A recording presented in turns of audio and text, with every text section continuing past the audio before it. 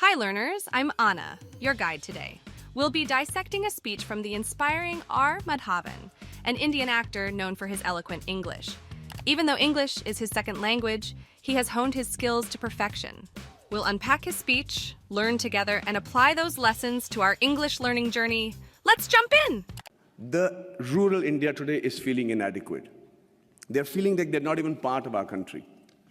And what happens with that is they start then looking at opportunities in villages and saying better education, better health, better lifestyle, and no humility for not having performed the funeral properly. Observe how Madhavan uses the present continuous tense is feeling, which indicates an ongoing situation. Also, note the use of comparative structures like better education, better health, better lifestyle to emphasize the desire for improvement. They decide to give up who they are and move to the cities. And who they are is what is more important for us to understand. Who they are actually the timekeepers and the bookkeepers of our deep-rooted traditional culture and stories.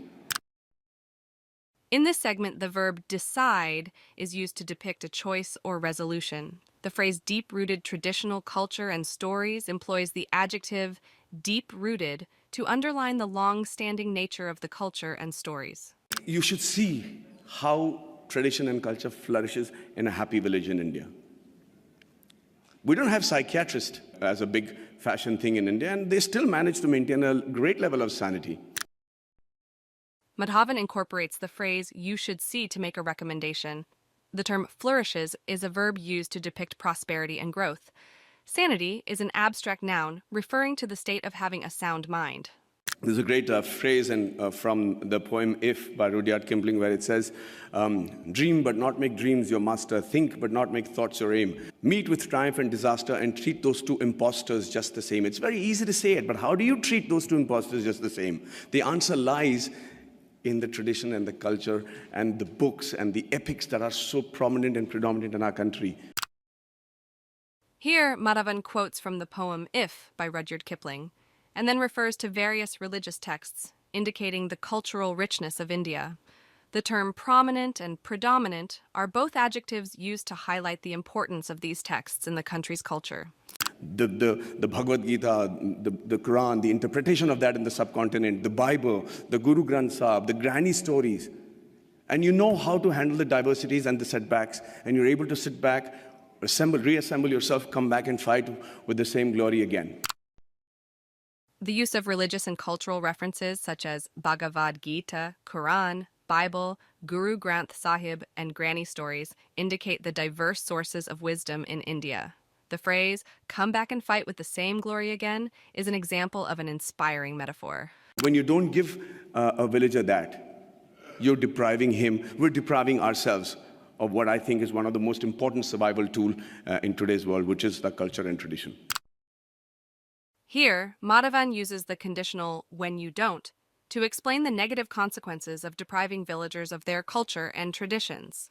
The term survival tool is a metaphor comparing culture and tradition to something essential for survival. So I dream of a 2030 where rural India is as developed as the rest of the world, where the villager is provided with the same opportunities as it is available in the cities, and after a hard day's work, a villager is actually able to come back, sit down, have a drink, put his feet up, and start thinking about art and culture and poetry. In this segment, Madhavan uses the future tense with I dream to talk about his hopes for the future.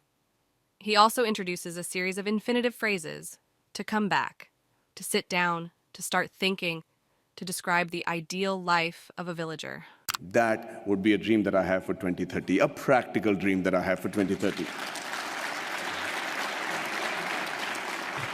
And the dreams that your parents and my parents had when we were in college, urban middle class, where everything revolved around the boy studying hard, getting into a technical college of a repute, and then getting into a reputed management college, and finally, the green card. And if it was the girl, then it was a spouse with a green card. Here, Madhavan contrasts the conventional dreams of the past, depicted by the dreams that your parents and my parents had, with his vision for the future. He uses the term green card as a symbol for aspiration and success. I dream of a 2030 where students the world over will dream of a blue card, will dream of having once actually come to India and study and imbibe the knowledge that we have as a nation. In this segment, Madhavan uses conditional phrases, if it was the boy, if it was the girl, to describe gender expectations. He also uses the phrase dream of a blue card to signify a shift in global aspirations towards India. It used to be true. We were the first university in the world. Nalanda was a university where people came in from far and wide. So it's not a pipe dream. It's a practical dream that I have, and I think that's easily attainable. Madhavan uses the phrase used to be to indicate past events or conditions. He then mentions Nalanda, an ancient Indian university, indicating India's rich educational history.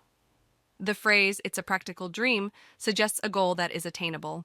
Before I wind up, I think I dream of a 2030 where we have a meritocratic electoral base which selects its leaders and whose leaders believe that it is more important to serve with a missionary zeal to serve the nation rather than rule it. You know, there is another stanza from the same poem which says that if they have the ability to talk to the crowds, yet keep your virtue, walk with kings nor lose the common touch. If neither good friends nor foes can hurt you, yet all men count with you, but none too much. If only the politicians understood the gist of that line, we would have a progressive country by 2030 where we'll all be proud of not just the way the country is running, but also proud about our politicians. Here, the phrasal verb wind up is used to indicate the conclusion of his speech. He also quotes another stanza from Kipling's If and suggests its relevance to politicians with the idea of serving the nation rather than ruling it. And finally, you know, I'm an actor. And the dream that I have for myself is that in 2030 I'm as relevant, I'm as handsome hopefully, but if age was to catch up, then they probably would have mapped my face by then and used technology to make me look as young or old as the role desired me to look, and I'm still able to romance the pretty young things that will be part of the industry in 2030.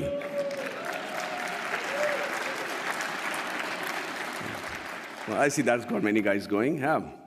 And finally, as an actor, I'm used and prone to dialogues. I love to speak dialogues, and I recently found a line that blew me apart, and I thought was a phenomenal Hindi film dialogue, where this great gentleman has said that whatever I am today, and all the achievements that has been possible by me, and what will eventually also be possible by me in the near future, is all because of my angel mother. Do you know who said that? Do you know who said that? Shockingly, Abraham Lincoln. So I dream of a 2030 where every Indian says the exact same thing about his mother, and not just about his mother, but also about his motherland. And also, for the sake of posterity, about his mother-in-law. In this concluding part, Madhavan uses humor and cultural references to lighten the mood. Note the idiomatic phrase, blew me apart, which means to be greatly amazed or impressed. But hey, ladies and gentlemen, what do I know? I am an actor. Thank you very much for your patient hearing, and